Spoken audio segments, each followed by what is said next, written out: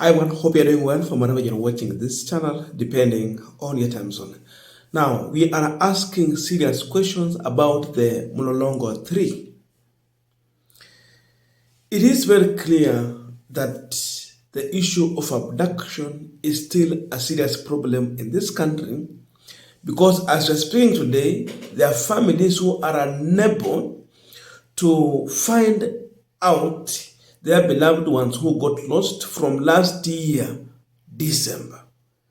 Watu walipotea tarehe 17, 16, kurudi huko. Up to now, they are yet to be identified whether dead or alive. And so there is something happened in a move to get whereabout people like Steve Mbisi, Karani, Mweu. So, City Mortuary has become, by the way, a crime scene.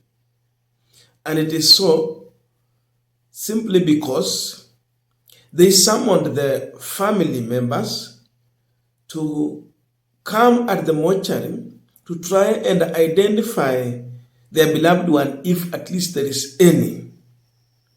But when they arrived at the mortuary, it also became another problem also to view the bodies.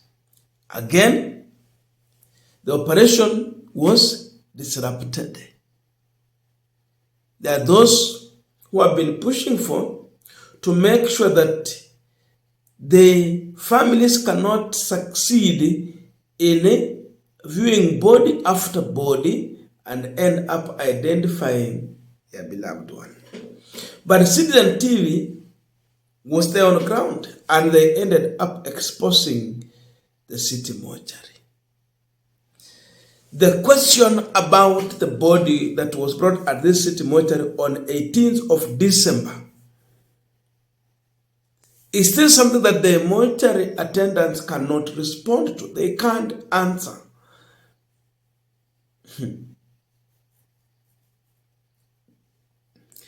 They cannot trace. Imagine body tagged 2360, by the way, sorry for that. Body tagged 2360. In the mortuary, it has been entered in the book, but they can't find out where this body is. The record is there, it has been entered. But the mortuary attendant cannot find out whether the family of the person came to pick or if the body is still there. But the record is showing. That is what has exposed the operations at City Mortuary. And a lady has gone on to explain how her husband was abducted from the house. He was taking a bath and she was in the house. Then unidentified people entered the house. Then they ordered her, after slapping her, to sleep. And they ordered the man to put on clothes, take the wallet, and leave with them. From that time up to now, the husband has not been found. Who is leading abduction in this country? That is the big question on this pipeline. And that is what many Kenyans are asking. Wahudumu wakijizatiti kutafuta miili ambayo kufikia sasa wanaamini ni wa mmoja wa waliotoweka. Wanasiasa waliofika kujiunga na familia hizi ikielezea shaka na kitendawili hiki. I want to go on record so the country may know that actually there is a body that was brought here and it's on the record. Alongside the body tagged 2390, there is a body tagged 2360, which even the morgue operators are unable to say where that body is. It's on the record, but nobody knows where the body is. Tumebaini kuwa tarehe 18 Disemba mwaka 2024 mwili uliopatikana eneo la Njiru ulifikishwa katika makafani ya City saa 11 jioni na maafisa kutoka kituo cha polisi cha Obama eneo la Kayole. Siku moja baadaye maafisa wa polisi kutoka kituo cha polisi cha Ruai wakafikisha mwili mwingine tarehe 19 saa 12 jioni, na baada ya dakika 50 mwili wa tatu ukafikishwa katika makafani hayo ya City saa 12 na dakika 50 na maafisa wa polisi kutoka kituo cha polisi cha Molem wakifikisha mwili ambao uliorodheshwa kupatikana mtaa wa Molem, Dandora. The police entries are talking about murder in the case of one body and the other one death by drowning. And they want the country to believe that is actually the true story. And I repeat, nobody can wish away this whole matter of killing by the state. And they want us to believe it is not them. Now we are calling it as it is, abductions and killing by the state, state-sponsored. Kinara wa Wiper Kalonzo Musyoka pamoja na wanasiasa wengine kutoka upinzani wanaitaka serikali sasa kusema ukweli. There's some collusion here between this institution and the police to hide bodies here, and victims who have been abducted, they too will be summoned to court. They will answer. They will have their day in court.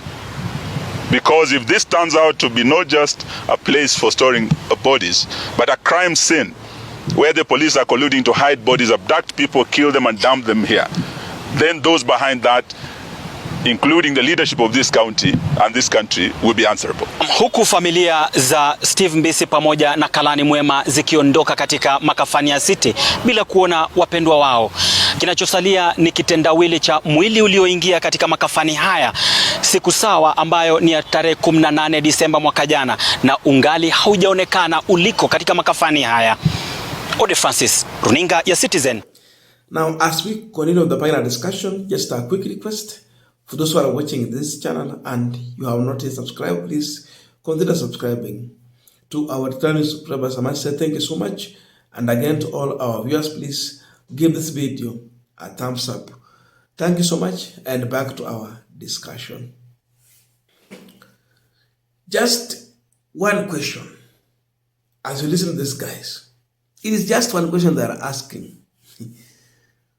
And that is what has raised the eyebrows about abduction and the operation at Stureh Mortuary. How comes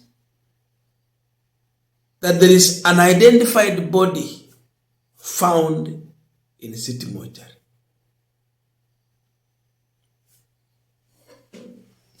How can you hold to a record of a body that you cannot identify that this is the body? 2360. The body was brought in by police officers on 18th. Police are trying to change the story that the body, the person died by being drawn.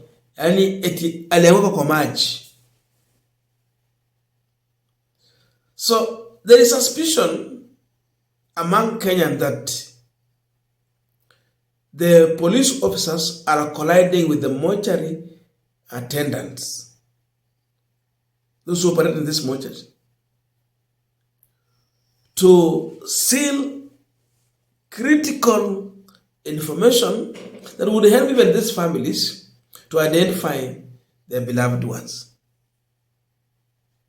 It can't just happen that the city mortuary can decide to hide some bodies of individuals that were brought in and information was entered in the record, unless if there is powerful individuals behind this.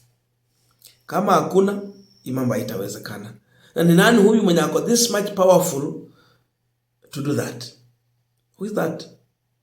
If not this government. So, what the family is demanding for is the city mortuary to answer this question. That's why people are saying that City Mortuary has become a crime scene. It's a crime scene. Investigation must be done. And officers must come out to explain how they discovered this body. The information emerging is that the body came from a police station. Look at that.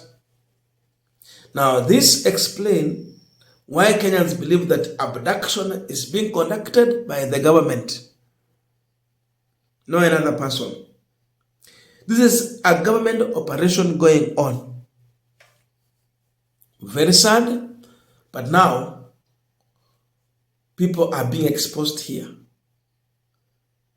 How the police are conniving with the mortuary attendants to hide critical information that would help families even to identify their beloved one. Si wapewe hata miili yao kama mshaua, basi wazike tu, watazike kwa mioyo yao. Very sad.